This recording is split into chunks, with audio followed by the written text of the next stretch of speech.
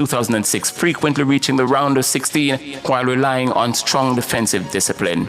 Switzerland, one of the European teams to look out for at the 2026 FIFA World Cup. And you can follow their progress right here on Nationwide 90 FM, who are carrying live an extended coverage of the greatest show on earth.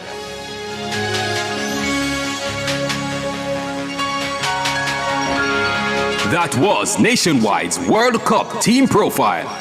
Brought to you by KFC. It's finger licking good.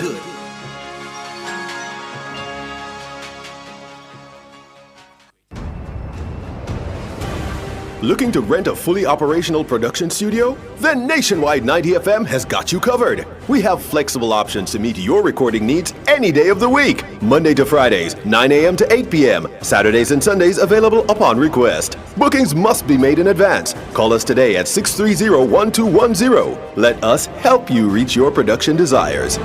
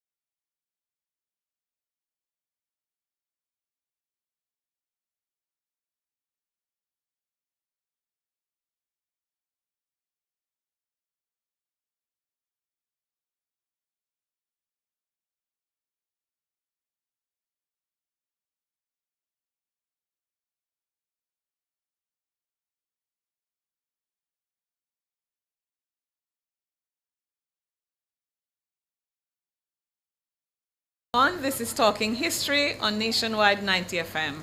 My name is Vereen Shepherd, and beside me is my producer. Tell him about yourself. Thank you for having me. I'm pretty sure the listeners might be familiar with me, and I've sat in a few times when you're not here. Yes. So my name is Sandra. I usually work behind the scenes. But just for a few minutes, I will be in front of the camera in again. In and out.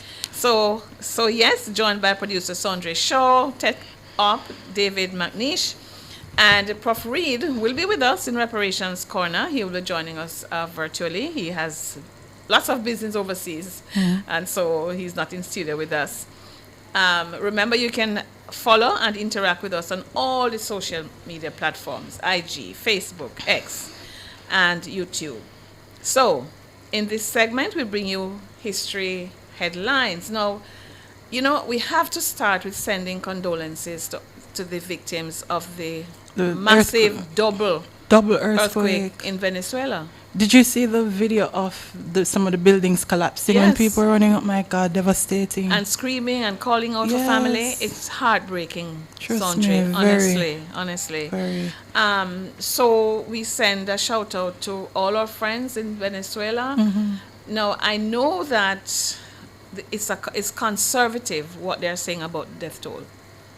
They're saying 920. I don't think they're done searching yet. No. It won't be for some time. It might be going on. And so, it's really heartbreaking. But these are things that we have to watch out for. These natural disasters. Yes. And ensure that we are prepared. The time is really hot, though. When I was growing up, I was told the hotter the time is and the more fruitful the time is, the more likely we're to have a natural disaster. But climate change is real, and I think there are things we can do to mitigate. To mitigate, yes, indeed. So hopefully. Anyway, let me start off with an item of news from Al Jazeera, Reuters, and the Associated Press. This was published on 23 June this year.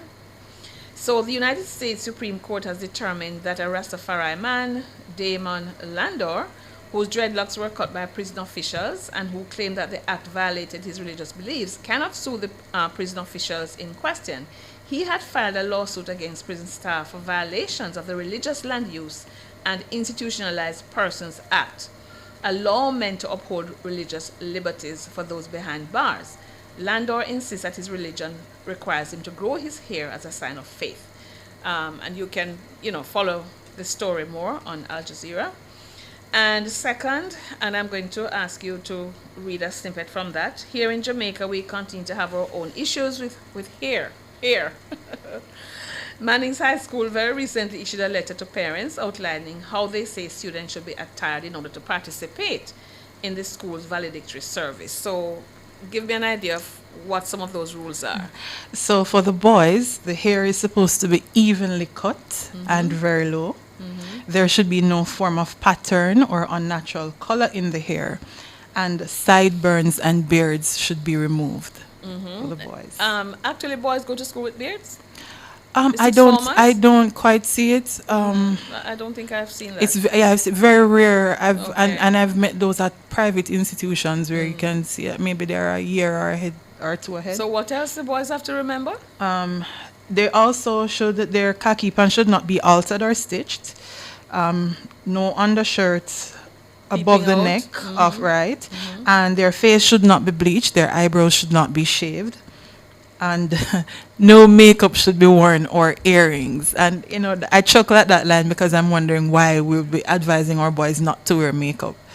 I think this was a wholesale rule. But remember that for graduation and so on, people do. I don't agree that boys don't. Yeah, something I want a little powder or something. Shine on your face. But that could, because it takes off the glare of the camera. That's why I'm wondering to what extent this rule should have been implemented. It's one of those stereotypes about masculinity. I think so, and also that comes from a misunderstanding of the role of makeup when you're talking about pictures and videos. Exactly. So for the girls, and for the girls now, a simple hairstyle that is appropriate for school, very vague. The hair should not be streaked, bleached, rinsed, or colored in any way, and no hair extensions should be worn. Eyebrows should not be shaved, no false eyelashes, no makeup should be used. No makeup? No makeup should be used, and no nail polish should be worn. And that's what I'm saying. Yeah. I mean, so when I wonder what they think happens behind the scenes when they get to do a media interview. Yes, the glare of the camera. Yeah. So no shave, no false eyelashes, no shaved eyebrows. Face should not be bleached. And for the girls, no earrings should be worn. Not even knobs? In a country, that's what I'm saying, in a country where a number of us pierce our babies' ears. Questions about that. Well, we anything else that's nothing else did jumps they say out. anything about locks or No, that wasn't, and that's why I'm saying a simple hairstyle, or the fact that they said hair should be cut it means and no low dreadlocks. means no dreadlocks, Yes. which I find very discriminatory. Yeah. And I find it interesting that this is happening right on the heels of your lecture on removing the kink from your brains and not exactly, the hair. Exactly. Yeah. Well, a whole heap of them have kinks in them brain, and Colonial mindset, man. and that's what Marcus Garvey said they must remove. Colonial don't watch mindset. it. All right. So Moving anyway, on, I have yeah. another headline. The Next Steps Conference concluded in Accra, Ghana on June 19. A global framework for repatriatory justice was adopted at the conference as African and Caribbean leaders demanded formal apologies from countries that benefited from the transatlantic trafficking in enslaved Africans. Now, as you know, I helped to craft and shape that document. Yes, I remember. That got passed in the at the UNGA. Right. So so I helped in the crafting of that document, which lays out a 19-point global framework for repatriatory justice. Among other demands, the framework calls for multilateral measures to address sovereign debt burdens, including debt relief to tackle lasting socioeconomic impacts of enslavement, colonialism, and related historical injustices. And two more. On June 22, we marked Windrush Day. Yes. June 22 is marked as Windrush Day in the UK. I don't know if in the diaspora I'm mark not it. sure, but I do know that there were different events around at different places to mark the day. In Jamaica or There in was the one in Jamaica. I Okay. did not attend, but I know of Okay, it. all right. Yeah. So, so mostly in the UK though, about the Windrush generation and their descendants. Now, by now, most Jamaicans would have heard about the Windrush generation, but as a reminder, the Windrush generation refers to people who immigrated to the UK from Caribbean countries between 1948 and 1971. My aunt was one of them people there. Invited by the UK to help rebuild the nation and fill labor shortages after World War II, the group is named after the HMT Empire Windrush ship, which brought one of the first large groups of Caribbean migrants to England. They landed at a dock called Tilbury Docks in the UK on June 22, 1948. That's what, 78 years ago. Last year, I actually gave the Windrush lecture. There's an annual Windrush lecture up in Leicester. Yes. So I gave that lecture last year. Yes, Leicester invited me back, but not for that lecture. They want another lecture. You want another one? Yes. So descendants are still seeking compensation, and my Vereen's views continue that discussion on the Windrush generation. A very uphill task to get compensation for that. Yeah. And people have basically lost citizenship. Almost, I think of it as being stateless when the tides turned in 1962. Yes, some of them were sent back, and then, a whole furor over And that. remember, the UK doesn't have a birthright citizenship, so... So I'm going to say more about that in Vereen's view. So listeners, keep listening. And I think the final one is, let's see, which It's I have on two- Guardian. I have two more. Yes. Progress in the global movement for repatriate justice and any reflection on the role of institutions in supporting it is the title of the online seminar by the UK Guardian to be held on Thursday, July 2 at 7:30, I think. What that is British time. So it's about what, 1:30 There in are Jamaica? 5 hours ahead of us or 6. Yeah, something like that. So, But yes. we'll be posting, though. I'll make sure that the Okay. link is on Because our I'm social giving media a paper. pages. Yeah, I'm giving a Right. paper. My paper title is Media and Educational Institutions in Supporting the Movement for Repatriate Justice, because that's what I choose, That's what we do. So I'm asking our listeners to call in segment 6, 876 630-937-124 or 876-618-637. 6730. Yeah, I'm dyslexic. To have yours say on the question for the day. So I'm asking this. Do you support the hair and dress code policies maintained in schools? Why you support it? Why you don't support it if you don't support it? And then, like a jazz up. Yeah, I mean, it's World football, Cup time. yes. Yeah. So I want to hear what is the people's favorite team. Yeah. Yes. And what is your favorite team and why you choose that team? Okay. All right. So In a nation that is 100% behind Brazil, everybody else are strugglers. I think it's 100%. I'm exaggerating. We have German support. Last week when we had the match, we had German supporters across the road People there are with the supporting excitement. France, Yeah, like man. saying that France are Portugal. the best team. And, well, whatever. Brazil, me say. And just to end before you wrap, Ghana has been doing a good job holding Yes, off. yes, Yeah, yes, so good kudos to Ghana. Yes. Yeah. Well, where my DNA points to, I don't see them in the World Cup, Cameroon. You saw Cameroon playing? I never see No, Cameroon. Senegal, Ghana, South Africa, Congo, Yes. I think Cote d'Ivoire. Yeah. I can't remember who else. Capo Verde. Yes. Yes. All right. So we go to a break. So we're on a break. Don't run away. Just stay with us. We soon come back.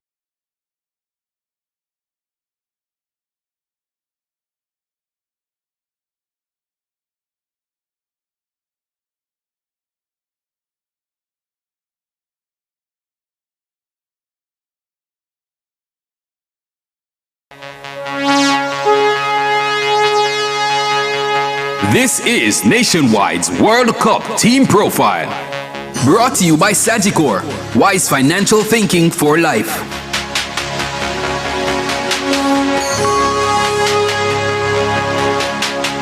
France was one of the 4 European teams that participated at the inaugural World Cup in 1930, and they've appeared in 16 FIFA World Cup finals, tied for the 6th most with any country.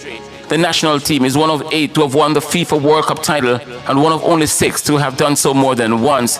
The French are many people's favorites to win the 2026 FIFA World Cup, given the depth and quality of their squad with players playing in the top leagues and top clubs around the world. France, Les Bleus, one of the teams participating in this year's FIFA World Cup Finals, and you can follow their progress right here on Nationwide 90 FM, who'll have live and extended coverage of the greatest show on earth.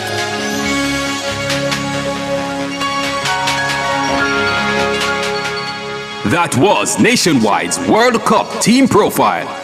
Brought to you by Sagicor, wise financial thinking for life.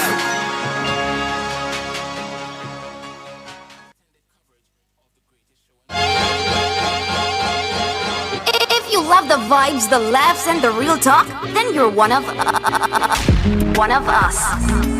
Don't just listen, belong. Join the Nationwide 90 FM Family Club on Patreon.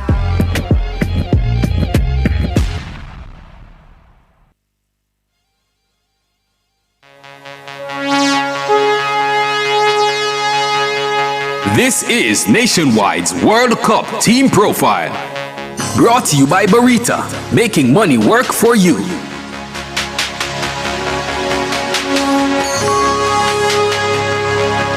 Turkey has appeared in the FIFA World Cup Finals 3 times. Their first appearance was in 1954, where they competed in the group stage but did not advance further. During this tournament, Turkey played a total of 2 matches, winning 1 and losing 1, with a goal difference of +3.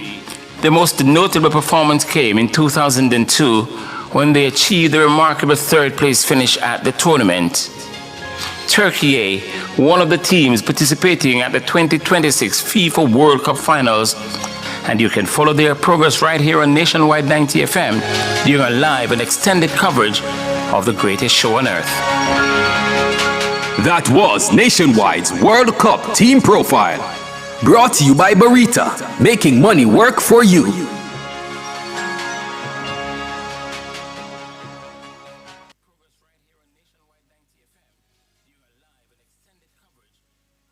What's in the headline today? Get your evening paper. Will it be the bread line today? Read all about it. Good morning, mean old world. Good morning. How many people gonna... Greetings, everyone. Welcome back to Talking History. You might have overheard me there asking if we have our guest. Do we have our first guest in this segment?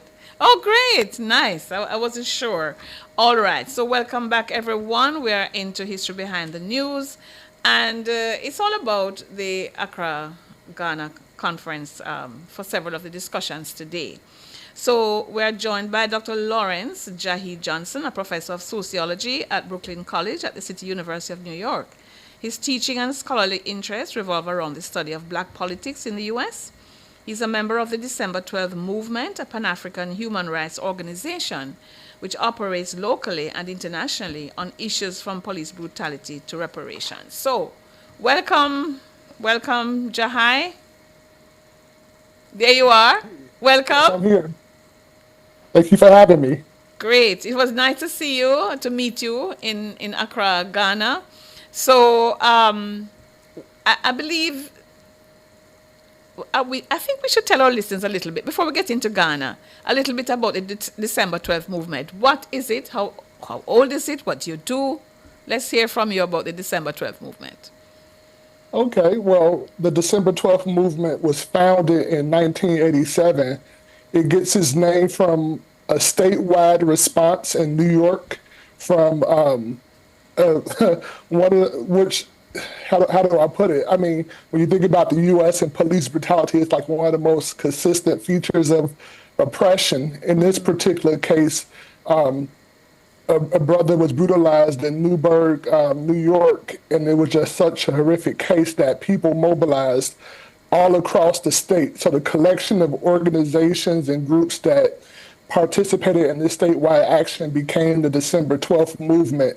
And this started in 1987, and it's been consistent ever since, going to the United Nations, appealing to, human rights and the idea that the U.S. is in constant violation of human rights, all the way to the motion that we can never resolve these issues of human rights if we can't first admit that the grounding or the rootedness of these human rights violations are, in fact, in the slave trade, the transatlantic slave trade. So that brings us all the way up to Accra, where, you know, Durban, 2001 Durban conference was when the December 12th movement really dove straight into the reparations issue. And I'm sure we could get more into that later. Yeah.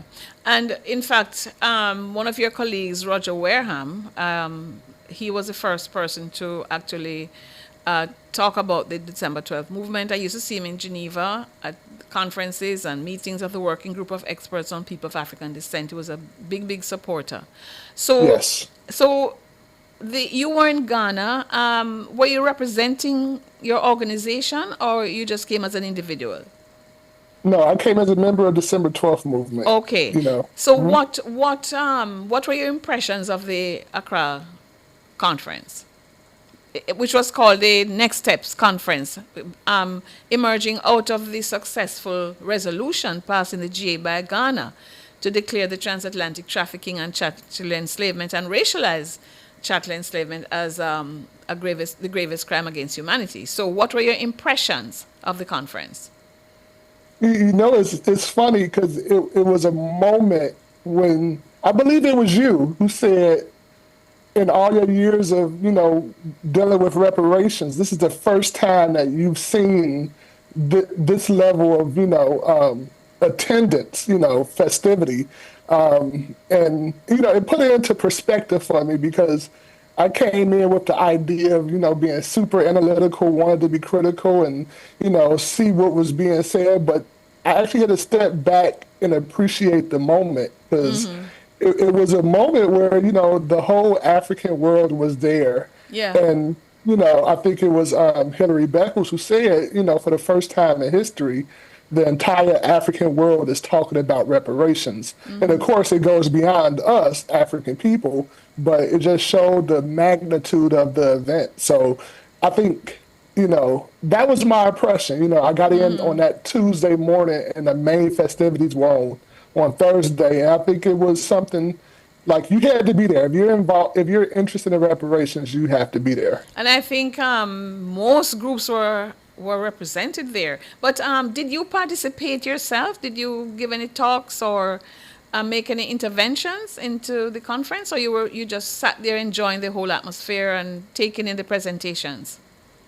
No, I think ever since the resolution, I think the December 12th movement, we've been playing a little bit of catch up in terms of what's been coming out of the African Union, and of course, CARICOM being a strong partner in that relationship. But I think us in the U.S., we were kind of caught off guard a little bit about what was happening. So, of course, there was some participation from the U.S., but that just gets into another issue in terms of the reparations movement in the U.S. But my participation was a spectator. I went to several of the panels, and of course, I participated there. But the main thing that I wanted to do was represent the December 12th movement, things that we have going on in terms of commemorating the 25th anniversary of the Durban World Conference, and just talking to people to just let people know that, you know, we're still organizing and we're still part of the game. Okay.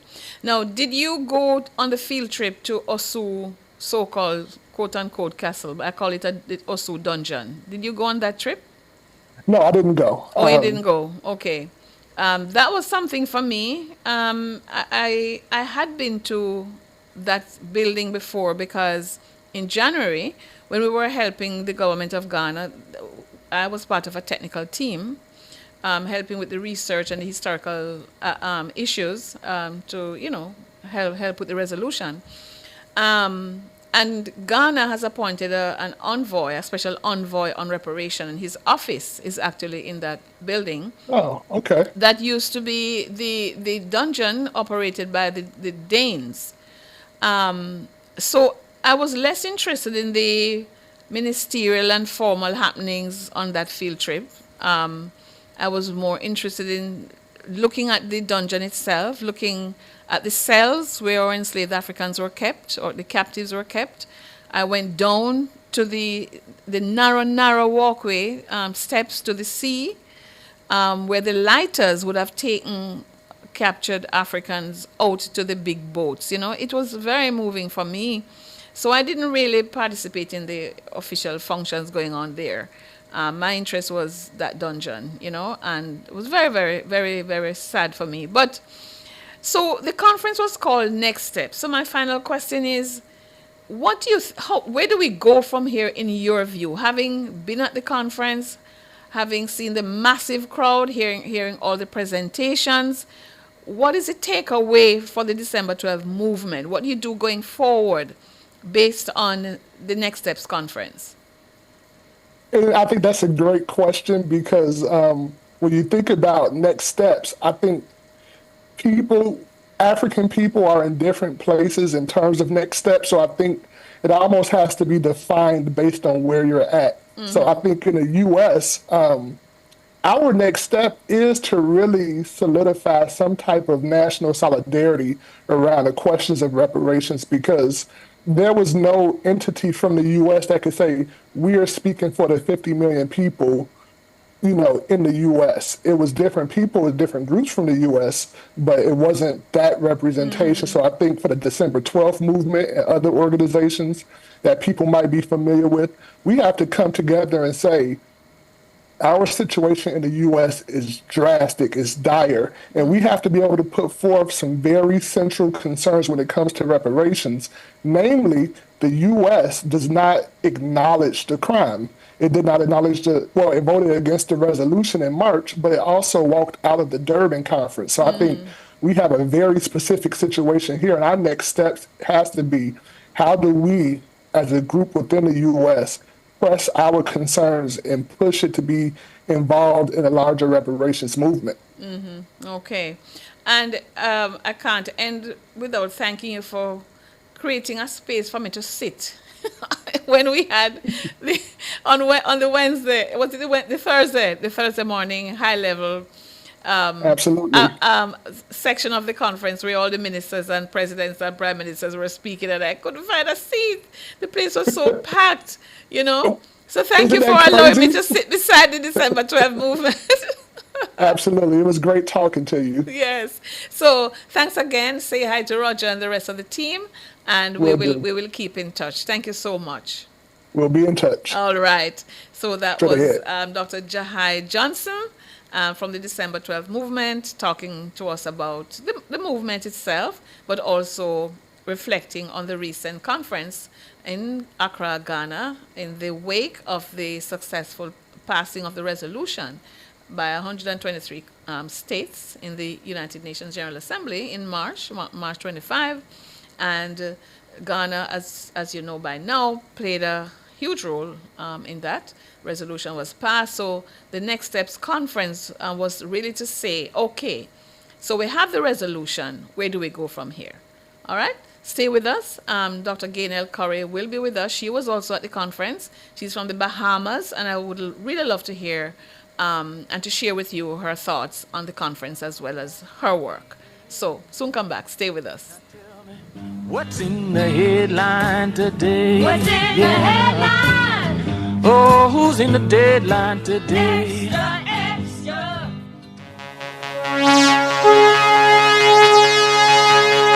This is Nationwide's World Cup Team Profile. Brought to you by KFC. It's finger licking good.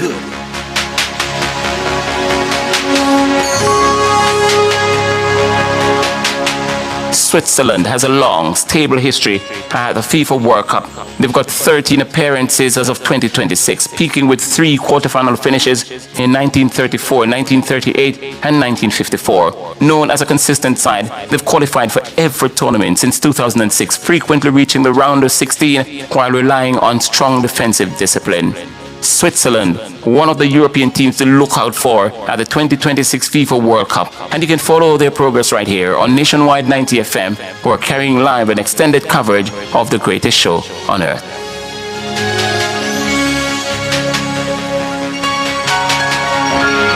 That was Nationwide's World Cup Team Profile.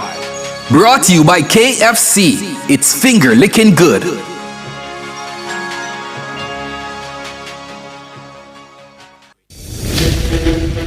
This station raised me. It gave me a voice. And if Nationwide has ever meant something to you, come on in. Join the Nationwide 90FM Family Club today on Patreon. Why choose the National ID? It's more than just a card. It's your gateway to faster, more efficient services across Jamaica. Open bank accounts, register for school, apply for jobs, and conduct business, all with one trusted ID. No need for multiple documents, and it's free for all Jamaicans. The National ID creates more access, more opportunities, and more benefits for you and your family. Enroll now and be part of the change. Organize your life with the National ID. NERA, empowering you, empowering Jamaica. One secure identity. Score to win with Sunshine Snacks! Buy Sunshine Snacks this summer and win weekly prizes! Enter weekly for a share of $1 million! Purchase $1,000 worth of snacks! Scan the QR code, upload your receipt, and you can win weekly $150K cash! PlayStation 5, home theater system, a 43-inch TV! See Sunshine Snacks JA on social media on how to enter and win! Approved by Section 53 of the Betty Gaming and Lotteries Act. Spend $1,000 or more, win big for the summer.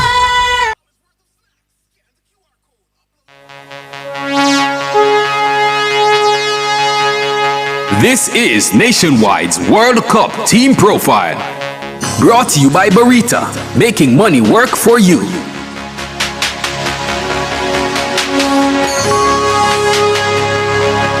Turkey has appeared in the FIFA World Cup finals 3 times. Their first appearance was in 1954, where they competed in the group stage but did not advance further. During this tournament, Turkey played a total of 2 matches, winning 1 and losing 1, with a goal difference of +3. The most notable performance came in 2002, when they achieved the remarkable 3rd place finish at the tournament. Turkey, one of the teams participating at the 2026 FIFA World Cup Finals, and you can follow their progress right here on Nationwide 90 FM during a live and extended coverage of the greatest show on earth. That was Nationwide's World Cup Team Profile. Brought to you by Barita, making money work for you.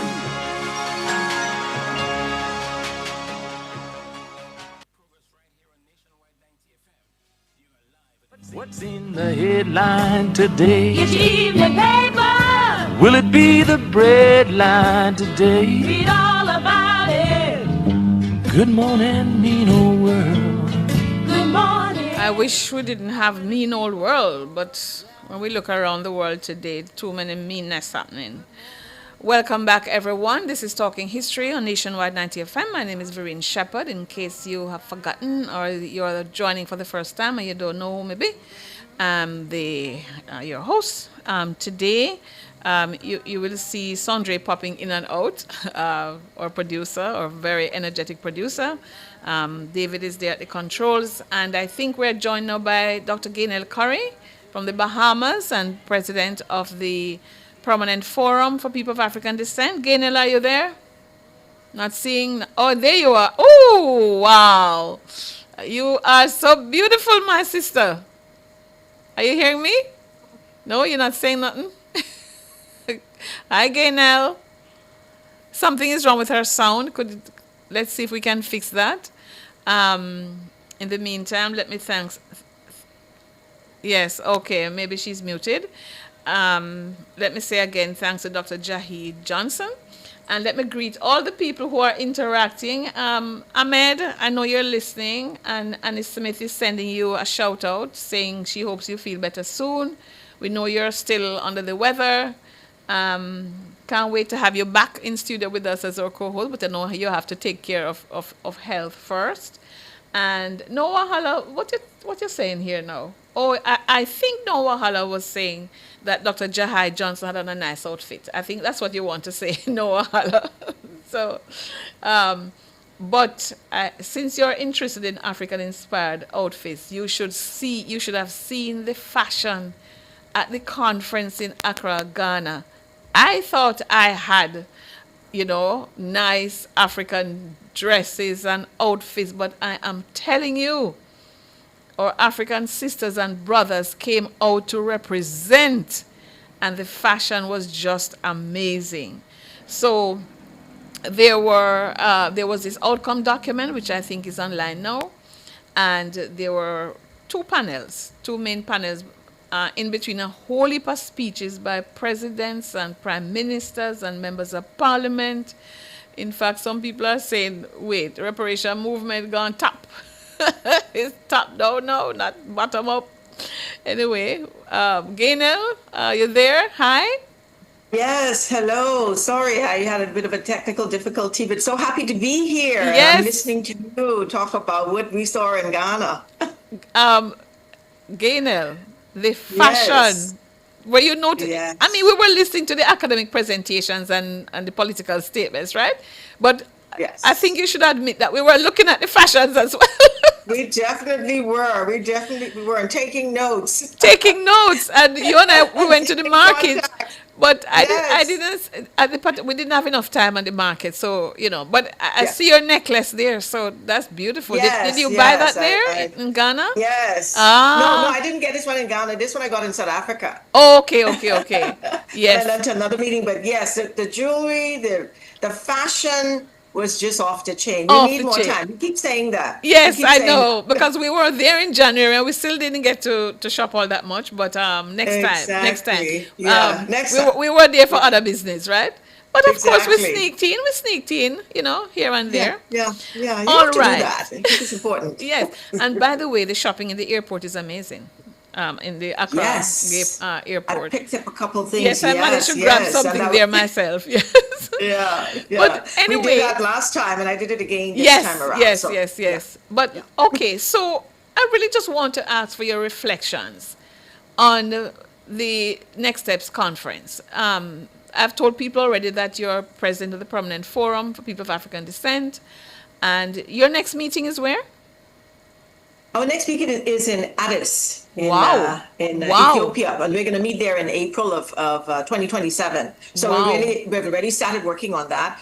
It's important for us to engage Africa, for us to really, this will be our first time on the continent as a forum, so it's really very important that we start early, get as many people on board. We're hoping to have a good group from the Caribbean there, and I think that's really awesome for us. We're looking forward to that. And Do you have the Union has dates been very in mind? welcoming. Can you announce the actual dates so that we can I plan? don't have You don't have the actual we don't dates. have the actual date yet, but I Okay. know it will be in April 2027. But I'll share those dates with you as soon as we have them. Well, good, because Yeah. CERD will be meeting in April, and this is what my fear is, that we're going to overlap. And so I won't be able to come to Addis. But well, let's see. I hope not. I hope you get a chance to come, because you're always a part of us. You've been to everyone so far. We Yes, can't let you yes. miss the one. The first time we go to the continent. I know. No, you have to be that there. would be the tragedy. So as soon Yeah. as you have the dates, let me know.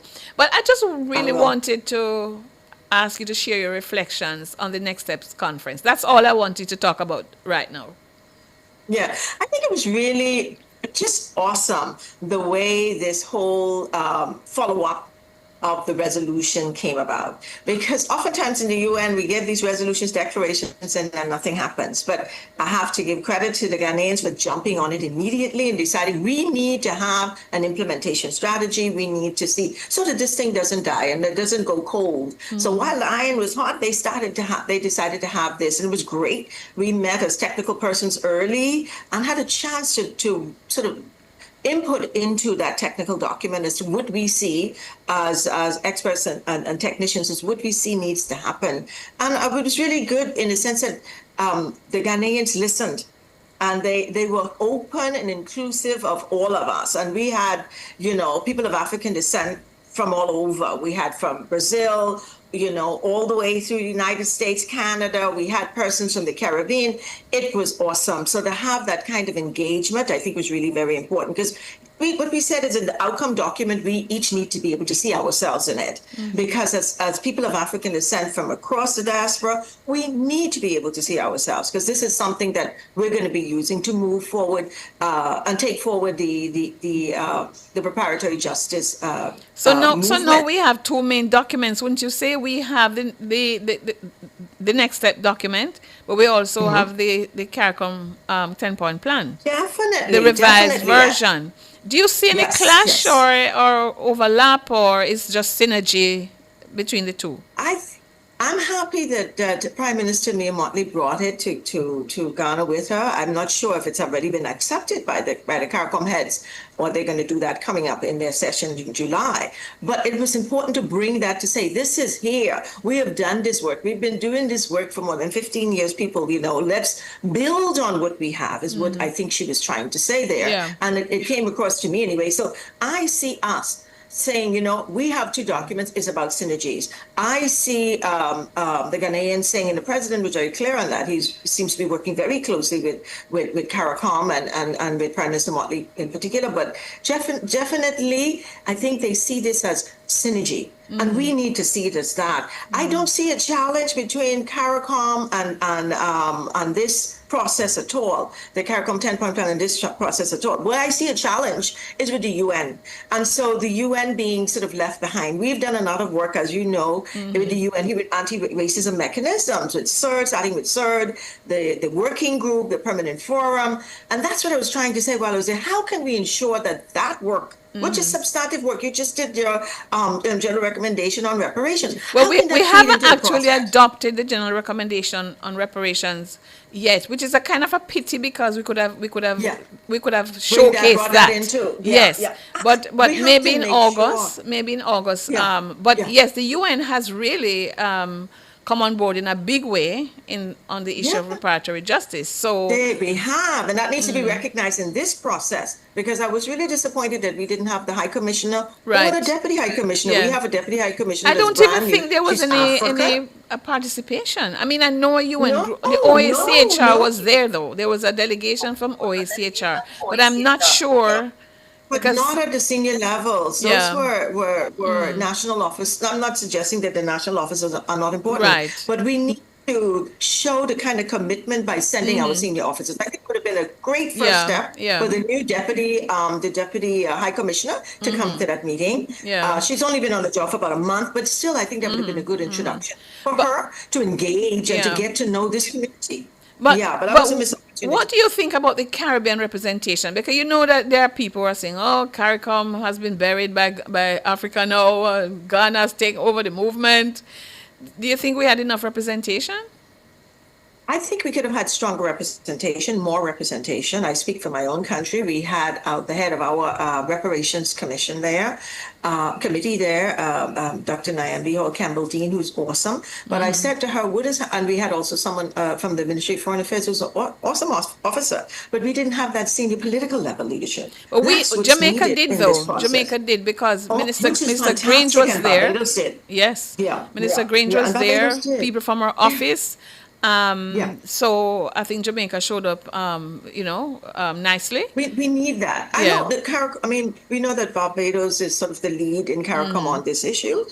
So that's fantastic, because they were there at very senior levels. And the chair of the Reparation Commission was there, yes. And the chair of the Jamaica National Council on Reparation was there as well, Exactly. So that was fantastic. Yes. But did we have anyone from CARICOM, from the Secretariat? Do you know?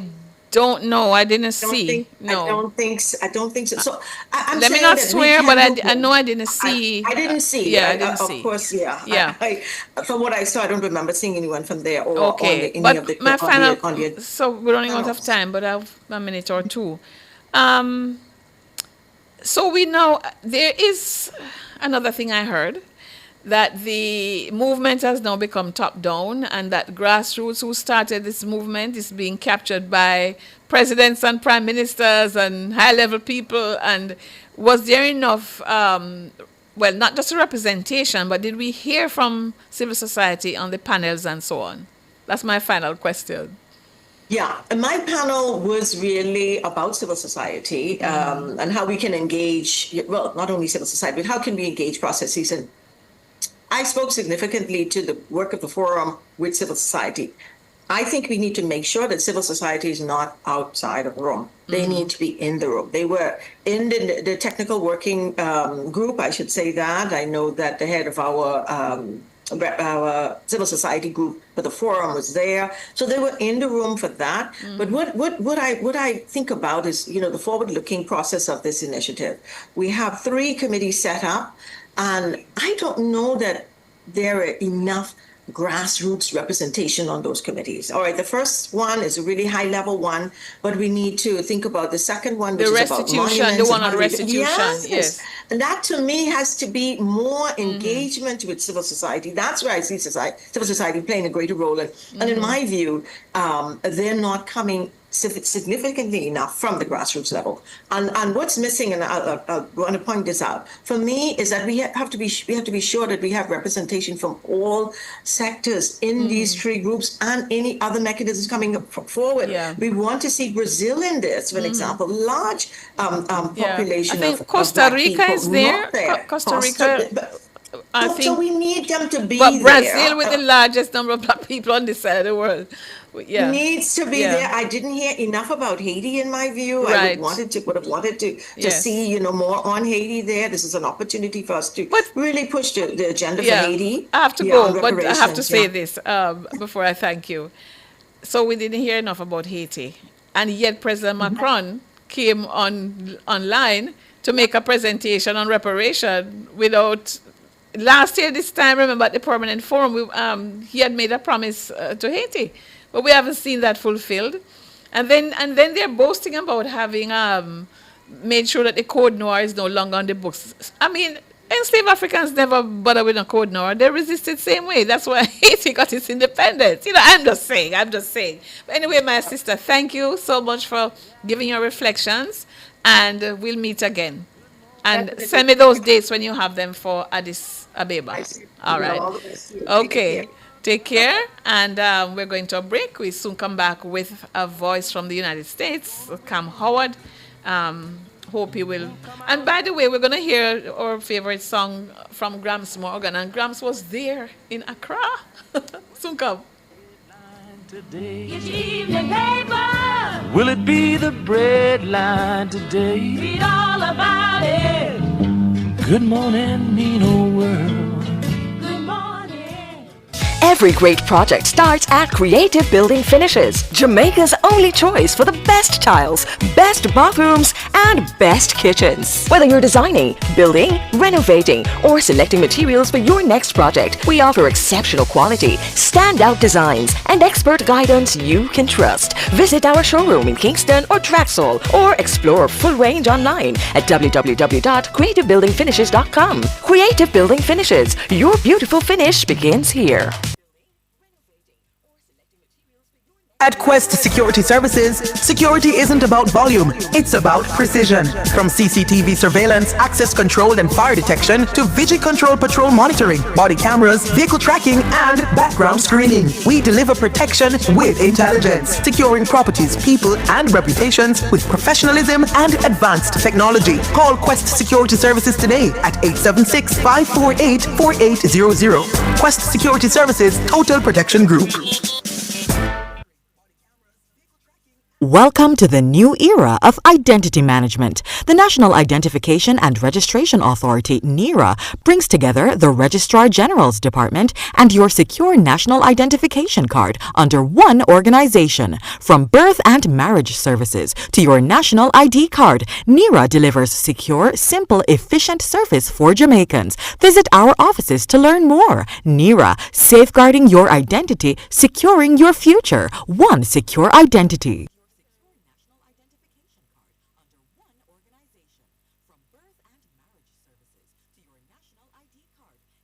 Power in great moments. If you have financial needs, Chris and Charles will fix them for you. Power in great moments since 1992. Oh, we have it all. Power in great moments. Relax, you got Chris and Charles. Oh, we have it all. When you think loans, think Chris and Charles. Beat the heat with Fontana Pharmacy and ATL. From now until August 15, 2026, spend $13,000 or more at any Fontana Pharmacy island-wide for a chance to win amazing prizes. The grand prize is a brand new AC unit from ATL. It's a hot summer, so beat the heat with Fontana Pharmacy and ATL. Visit our socials and website for more details. Conditions apply. Authorized under Section 58.3 of Betting, Gaming and Lotteries Act.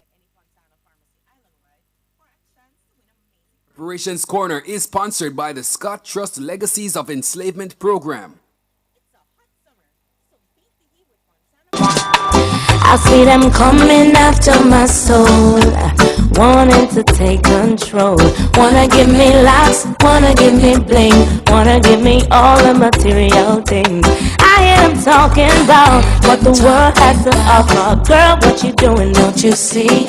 What they have done to Redwood and Marcus, Jesus and all of the prophets. But I'm not afraid, no. Sing up. Is Reparation Corner coming up now? No, I'm not afraid, no. If them a come, let them come, cause I'm protected by the Reparations, justice must come. Africa and the Caribbean as one. Not charity, but exposing them both. Right. Welcome back, everyone. I don't know if we have our two guests online yet. All right. So let me see them. Cam Howard, how are you? Where are you? Can't see you. I am great, Dr. Shepherd. There you are. And Dr. Reed, I know this is your segment and you're going to have a conversation with Cam. So I'm looking for Dr. Reed. He's online. Can't see. Ahmed, are you there? Okay, well, take it away, Ahmed. I know you'll be in conversation with Cam this morning. Welcome, Cam. Oh, thank you, Dr. Shepherd, for having me, and it's great to be here. Yes. And when we're done, say hi to Ron Daniels for us. Ahmed, are you there? Are you able to, Ahmed? I'm neither seeing nor hearing Ahmed, actually. Ahmed? Oh, all right. So, Cam, again, welcome to Talking History. So, for those who haven't met you before on this platform, you are representing NARC. What is NARC? Tell our listeners a little bit about NARC. So yes, NARC is the National African American Reparations Commission. We were founded in 2015. Of course, we were inspired by the CARICOM establishment of the CARICOM Reparations Commission. I believe it was in 2013, 2014. And Dr. Ron Daniels of the Institute of Black World 21st Century, a well-known, respected leader in the U.S., convened a group of experts in the areas of law, economics, reparations activism, grassroots organizations, legislators, scholars, activists, artists, policymakers, to establish the National African American Reparations Commission. And we are, a body that was, has a similar mission as CARICOM, Reparations Commission. That is to advance the reparations agenda within the United States. So we've been doing some great work during that time. One of our first things we did when we were formed was to revise the federal legislation that had been submitted to the Congress of the United States since 1989. In 2016, we revised that, an updated version. I had the pleasure of being the lead writer for that. We changed it from a study bill to a remedy bill.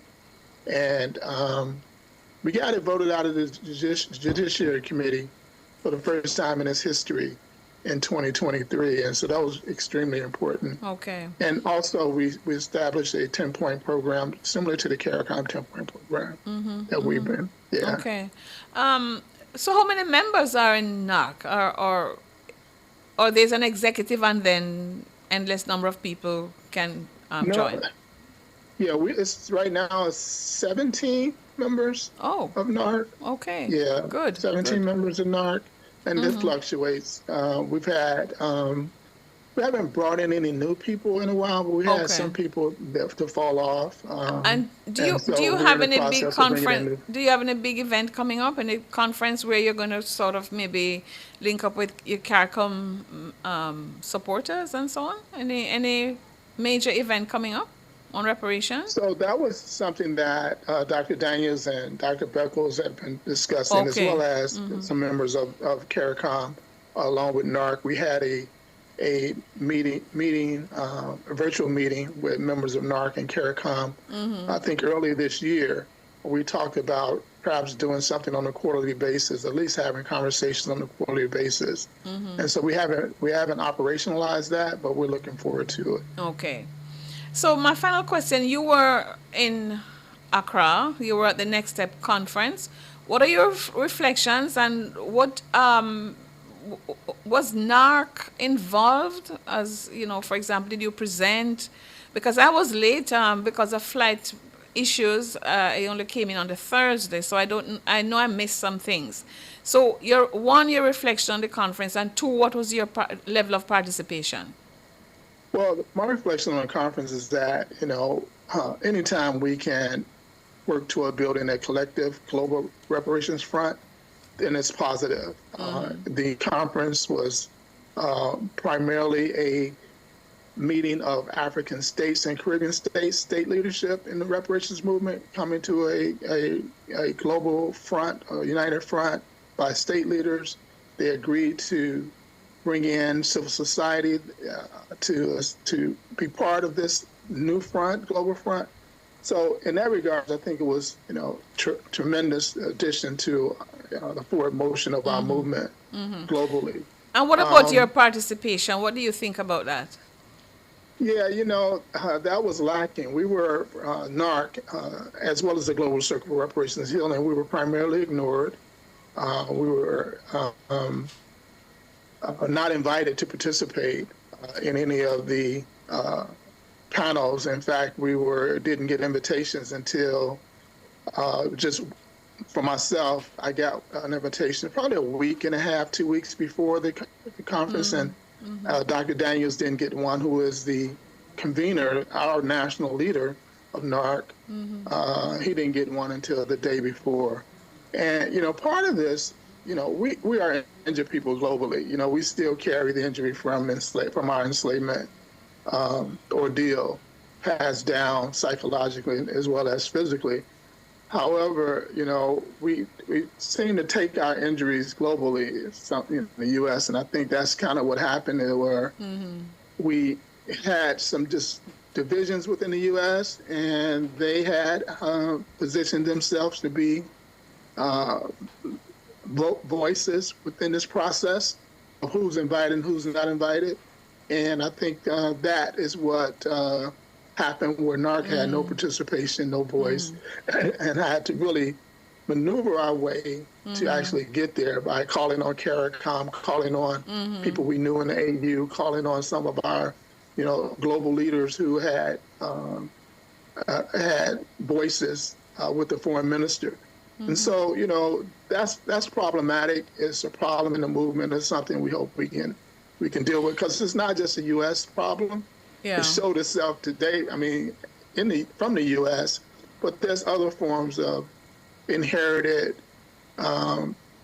behavioral systems that keep us from uniting and working collectively together. So, well, I think as we go forward, there's something positive can come out of it. Right. Yeah. So now that we know, and we know how you feel about that, I think as we go forward, whatever influence CARICOM has or any other group, we need to ensure that the next time we have a next step or next step, that NARC is really, because you represent a large constituency.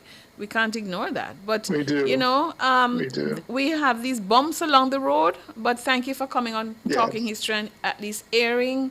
At least people now know more about NARC in Jamaica and the Caribbean. And I'm sure from CARICOM point of view, we will be taking this up where we can, on whatever platforms we have influence, so that we don't have these exclusions going forward in the movement. But thank you so much, Cam, and we will speak again, all right? Thank you so much. Yes, so listeners, thank you so much, Dr. Yes, Shepherd. thank you so much for being here. We take another break. I come back with Vereen's views after this. Stay with us, please.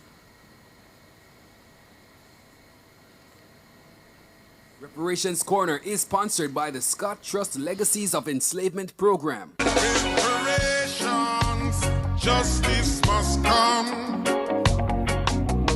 Africa and the Caribbean as one. Not charity. If you love the vibes, the laughs, and the real talk, then you're one of us. Don't just listen, belong. Join the Nationwide 90 FM Family Club on Patreon.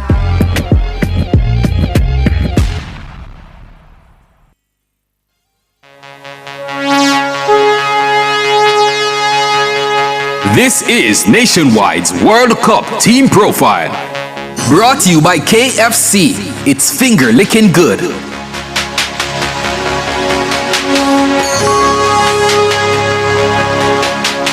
Switzerland has a long, stable history at the FIFA World Cup.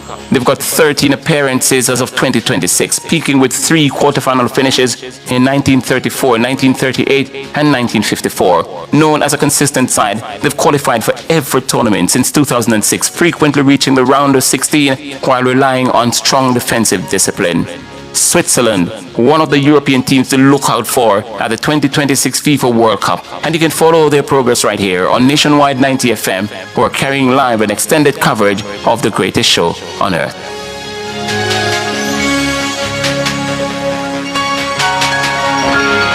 That was Nationwide's World Cup Team Profile. Brought to you by KFC. It's finger licking good.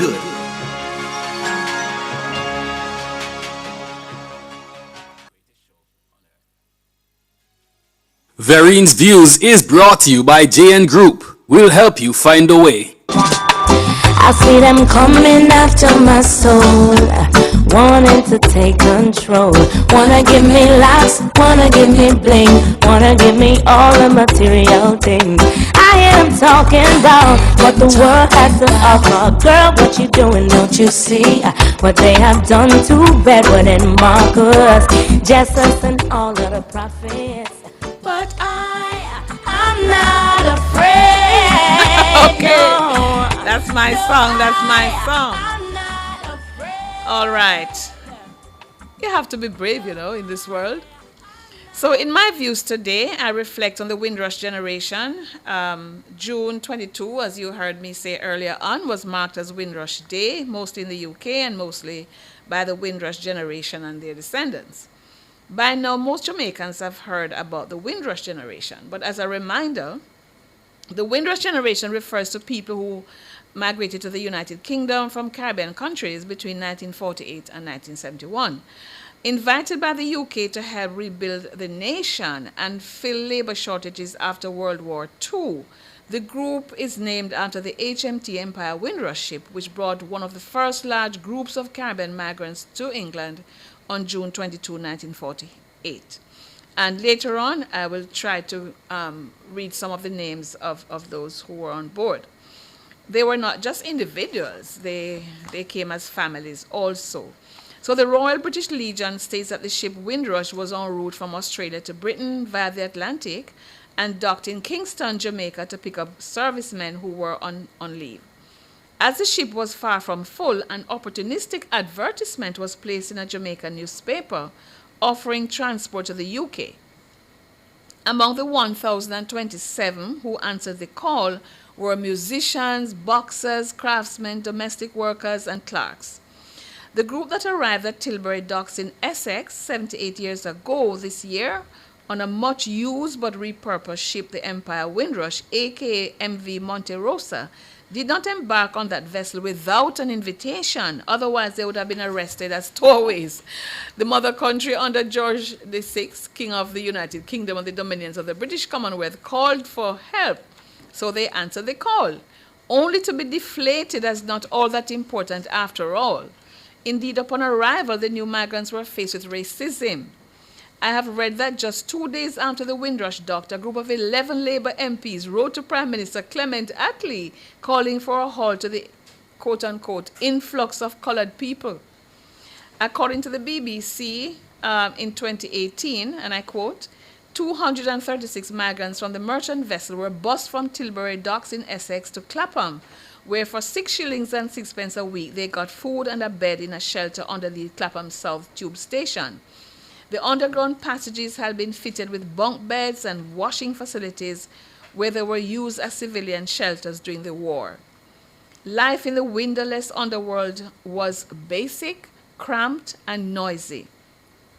One Windrush resident described the accommodation as primitive and unwelcoming, like a sparsely furnished rabbit's warren. They tried to sleep as trains rattled overhead. End of that quote.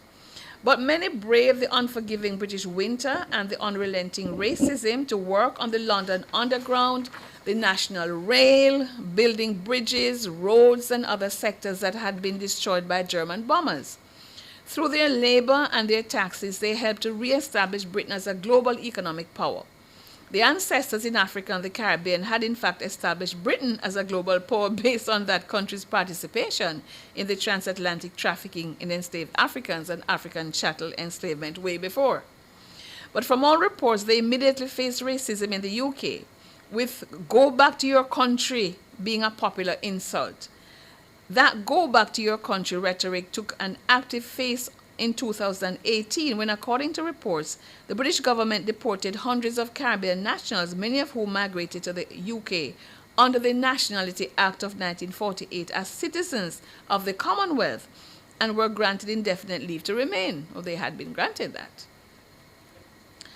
So, not only that, changes in the UK law between 2012 and 2014 demanded that they prove that they had the right to remain in Britain. They lost their housing, the right to work, and other benefits. In short, they were denied their human dignity.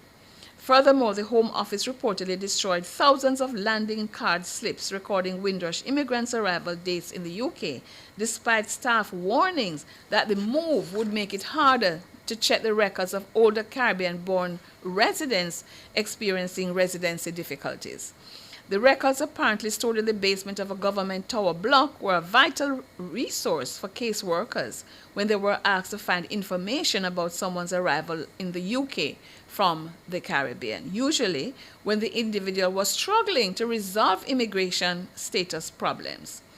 Although the Home Secretary at the time, Amber Rudd, promised to make it easier for Windrush generation residents to regularize their status, the destruction of the database made the process harder, even with the support of the new task force that was appointed. The racist scene had been set even before 1948, though. Literary icon from Jamaica, Una Marson, certainly got a wake-up call, writing in her poem published in 1940 that, and I quote, "They called me nigger, those little white urchins. They laughed and shouted as I passed along the street. They flung it at me, nigger, nigger, nigger." This failure of Britain to live up to its full responsibilities is not confined to the Windrush generation. Those who have studied history would know that just compensation and redress for colonial wrongs has never been a priority for Britain and other former or current colonizing states. So we say reparations now. Soon come. Green's Views was brought to you by JN Group. We'll help you find a way.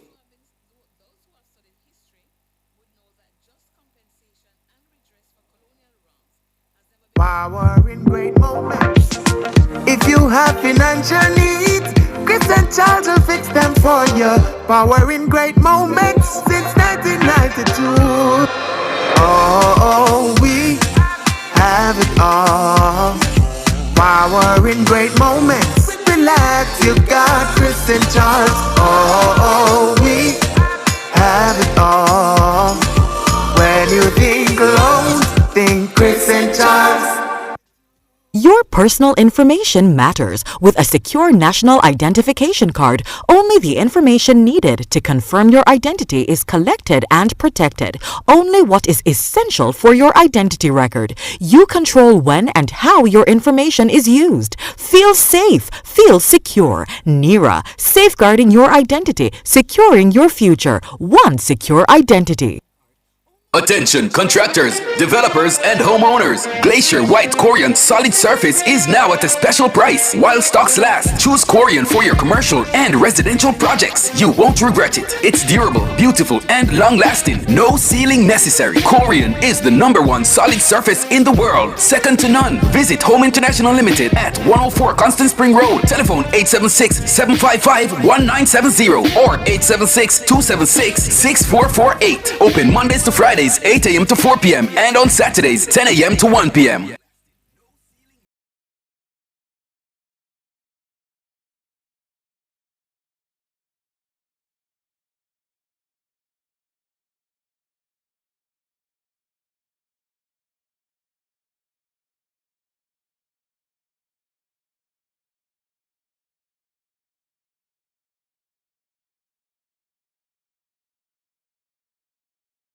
And before I get into birthdays and take your calls and all that, Sondre, you have a list of some of the names of those who were members of the Windrush generation. You can read some for us? Yes, we often talk about those who were from Jamaica, but there were a lot of them who came from Trinidad. Yeah. British Guyana.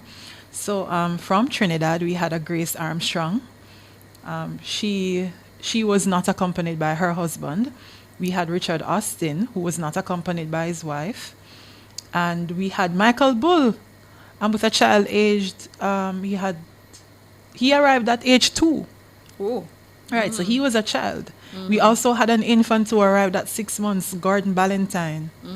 So I'm picking out those who stand out that way because, you know, we often think about those who migrated as just, the domestic workers. But they came with their children. Some of them came with their children and as families. Right. The Ballantynes, I think, was a family. Yes, there were 3 of them. There was Gordon Maria. There were 2 Gordons, actually. So I suppose that one of them might have been a son or... Yeah. Right. So 3 Ballantynes there. And we often, from my experience, we often think of them as domestic helpers and low-skilled people. But the list shows that we had marine engineers there. We had several... So we had Arthur Chappell, who was accompanied by his wife, actually, and he was an engineer. We had a barrister. We had Ellis Clark, who was not accompanied by his wife, and he was a barrister. And we had a female writer, Nancy Cunard from Trinidad again. And we had others from British Guyana. Their last residence was British Guyana. So the Ballantynes were from British Guyana at the time. And then we had a master mariner who was actually his last place of residence was actually England, so it seems he was in the Caribbean and then went back to work as a mariner, and his name was Percy Britton. So we had quite a few very skilled people. I only found 1 missionary, and that was the first name, Grace Armstrong. So we had quite a diverse background of people going. We had planters returning as well on the ship at the same time, and some civil servants. So quite a diverse background. And because it docked in Jamaica, I think maybe we had more Jamaicans. More Jamaicans. The larger list would show. Yes, more quite Jamaicans. extensive. And I was pleasantly surprised to find some people who I'll be writing about. Good. Who were on the list. I realized that we've never mentioned them before. So you can listen out for that. Okay, good. Thanks, Sondre. Thank you so much. All right. I see you put up the passenger list, but thanks for actually reading some of them. Okay. So then, I hope, what was our question? Our question was, do you support the hair and dress code policies maintained in schools? Why? Why not? And also, I know some of you on the chat saying that, and Smith, support football, but just to lighten things a little bit, the heavy history that you have been learning this morning and the reflections of the Next Step conference. What's your favorite team? What is your team? What is the team that you're supporting, and why? So, go make sure some people called me this morning. Listen, I have callers now. I'm getting the messages that people are waiting, and I need to go and take the calls. Right. See you next week, everyone. Thank you for popping in and right. keeping the copy in the studio. All right, Orain. First of all, what is your team? What team you're carrying? Can't hear you. Orain? No? Did that call dropped? All right. Orain, are you there? Yes, I am. Yes, okay. Me just hear you now, man. Yeah, I was saying good morning. Morning. Yeah, I'm bringing the Netherlands. I've always carried the Netherlands. Why? Well, I really like the country. You And like the players. country or the players and the strategy? Yeah. I remember I started supporting them in the 2014 World Cup when they destroyed Spain. Okay, so And then I you think that where are they now in the competition since you follow so closely? I mean, they're now through to the round of 32. I know we're about to face Morocco. Mm-hmm. I'm a bit hesitant about that match, but I'm confident. Okay, good. And what do you think about the hair policy in school and the letter that Manning's sent to the parents? Well, I'm a bit mixed on it because I went to a quite traditional school where they had a very strict hair policy. And I can understand why it was maintained because it was preparing us for the professional environment and to match that professional image that we would have. So you think my hairstyle is not professional? Not saying that it's not professional, because I think it is. Mm. And but as I so think why the best way children to can't approach wear their it- hair like this to school? That's the thing. I think the way to approach it, me personally, is as the professional image gets relaxed, then they can also relax the guidelines in school. Okay. All right. So Thank you. because it's to prepare us for that stage in life. Well, I don't know about that, but no way here up with your ideas. But anyway, let all ideas contend. You know which side I am on already. Hello. But thanks for calling. All right. Hello. Do we have Hello. another caller? Hi. No. Okay. All right. So let's go to our birthdays then. I wanna wish you a happy birthday. I wanna help you celebrate. I wanna wish you lots of presents. Okay, so we want to say happy birthday to Keith Nurse, to Chrisanne Ganob, that's my niece over there in Asia. Estherine Adams, I'm sure I know Estherine, Don't know if I used to teach her or what. Ian Overcomer. Ian, is that your name really? Overcomer? Okay. Jermaine Blake, Shelley Ann Shaw. So happy birthday. And also I want to, since we're not going to be on air tomorrow, I want to send a shout out to my sister Valerie Bedward, who will be celebrating her birthday tomorrow, as well as the family that used to be our neighbors growing up in St. Mary. Joseph Knight. So happy birthday to everyone. And in terms of our historical birthdays, we have one. And the person we are featuring is Baron Lee of Baron Lee and the Dragoneers fame. He was born on June 27, 1935. He was a Jamaican musician, record producer, and entrepreneur, best known for his work as leader of Baron Lee and the Dragoneers. Lee was born in Christiana, Manchester Parish, Jamaica, to a mixed-race Chinese-Jamaican mother and a Chinese father. The family later moved to the Mountain View Gardens area in Kingston. He learned to play piano at a convent school in Mandeville and taught himself to play bass on a homemade instrument that paused music when he was selected to Jamaica national football team. In the 1950s, along with his friend Carl Brady, he formed the Dragoneers, and the band turned professional in the same period, becoming one of Jamaica's leading bands. Baron Lee and the Dragoneers featured in the first James Bond movie, Dr. No. Did you know that? Set in Jamaica in 1962. By the way, I tried to learn to play. When I was at college, I tried to play piano. I tried to go to lessons, but a teacher knocked me upon my knuckle them and said, nobody knock me upon my finger them. If you want me to play, stop doing that. But it never worked out. I do have a piano at home, and the grandchildren try to play. Anyway, Lee is known to have introduced the electric bass guitar to Jamaica. In 1990, Lee started what became an annual event, Jamaica Carnival, held on Constant Spring Road and attended by hundreds of Jamaicans, hundreds of thousands of people. Actually, now it's become so large. When he started, it was like an uptown thing, but now, of course, it's broad-based. Lee was awarded the Order of Distinction in 1982. upgraded to commander level on the 15th of October 2007 in recognition of his contribution to the fields of music and entertainment, both locally and internationally. And he died on November 4, 2008. So that was our historical birthday. And I hope those who are celebrating today and tomorrow will enjoy their birthday. Let me just take a sip of coffee. Okay. Now, we have another caller. Hi, how are you doing? Hello. And while you're on the line, hold on a little bit. Let me just remind the others who are line or would like to call that the numbers are 876-630-937124 or 876-618-6730 to have your say on the dress code policy. Not the dress. Well, here on dress code policy, actually, not just here, and your favorite football team. So, what's your name? Shakira. Hi, Shakira.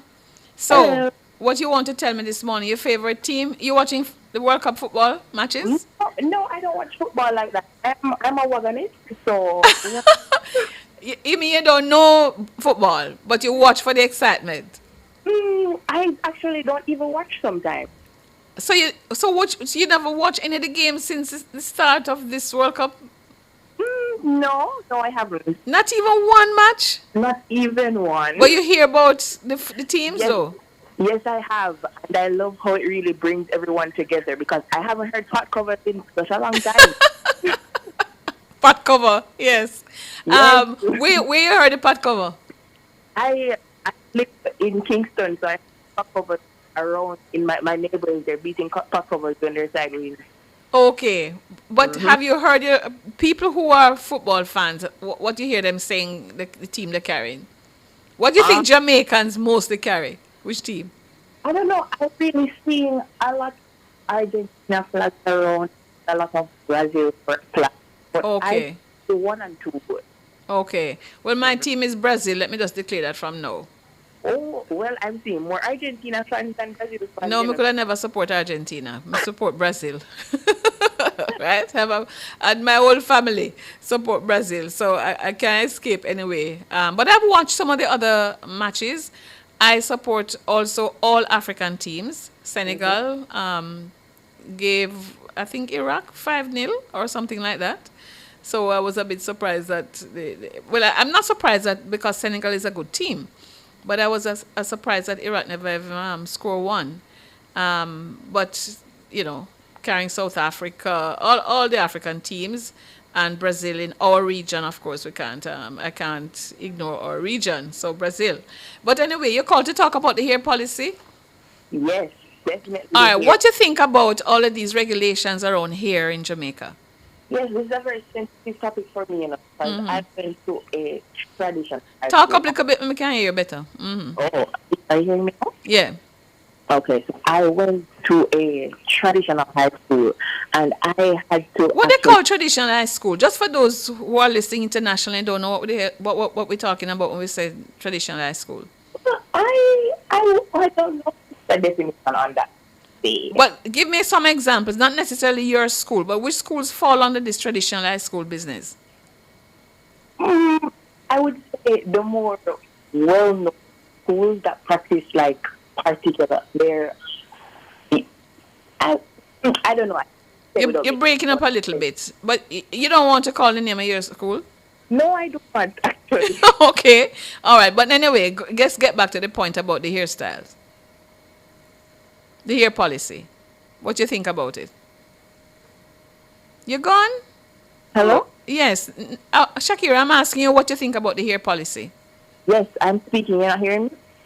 I'm hearing you now. Mm-hmm. Okay. My school, they banned afros while I was there, and they banned locks as well. So your school banned afro and banned locks? Yes, they did while I was there. Our principal says no afros or locks. So most of us, what we did now, we have to either straighten our hair, and then that's the only way that it would have been if our hair was straightened, permed, or no locks. Oh, not even if you put the locks back neat in a Like you tie it back like. Oh, that was not allowed either. Wow. The Wow. length. So you are out of school now, right? Yes, I am. What about your workplace? I don't work currently. Oh, okay. But you heard us read the regulations from Manning's. Manning's was started by money from unenslaved anyway, by the way. I just want to throw that in. So you think schools should have these regulations? No, I don't, because I think it's rooted in more of a colonial mindset, and they don't really recognize how deep it runs, because they're adapting to Eurocentric principles instead of really adapting our Afrocentric principles. So they're more on the colonial side, and their mindset is more colonial as well. So I don't think anyone realizes that it's actually a problem. The remnants of slavery is still in our society to this day, and I don't think that's a big deal. And I think they only see it when it's beneficial to them, because I think most of the times when they accept locks is when it's beneficial to like tourism and anything to promote the culture. But when it comes to quote unquote professionalism, it's not accepted. But I just Well, I've been quoting Marcus Mosiah Garvey, who said, "Take the kings from your brain." So, are the kings in your brain or the kings in the hair? So don't take the kings from the hair, but take the kings from the brain. And I think too many of us have the kings in our brain. And I agree with you, colonialist mentality, because any hairstyle can be neat. So it's not about neatness and order. It's about the discrimination that we have against black hairstyles. So thank you, Shakira, for engaging with me today. Call me back next week as well when we have another question. And watch a football match, man. Come on. All right, that's what you promise me to watch a football match, but watch even one and tell me next week, okay? Okay. All right. Thanks, everybody. We have to wrap, but thanks for tuning in to the program today. Thanks to, of course, Sondre, and thanks to technical operator. I don't know what happened to Ahmed. Today I didn't get to have him on the show. I don't know what was wrong. Anyway, join us next Saturday, same time, same station, for another Talking History program. And as we exit this week, we always have a quote to end. And I want to end with a quote from Martin Luther King Jr. He said this in 1963. "Freedom is never voluntarily given by the oppressor. It must be demanded by the oppressed." What good?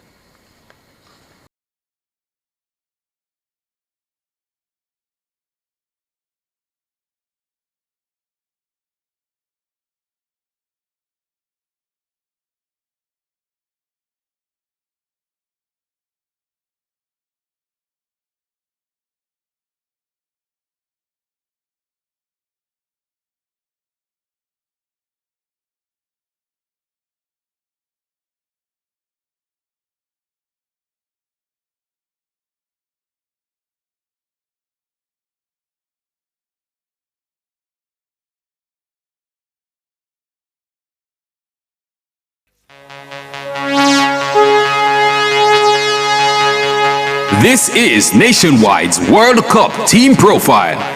Brought to you by Sagicor, wise financial thinking for life.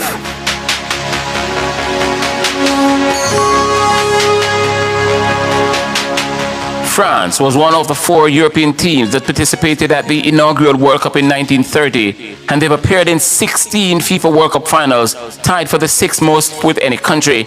The national team is one of 8 to have won the FIFA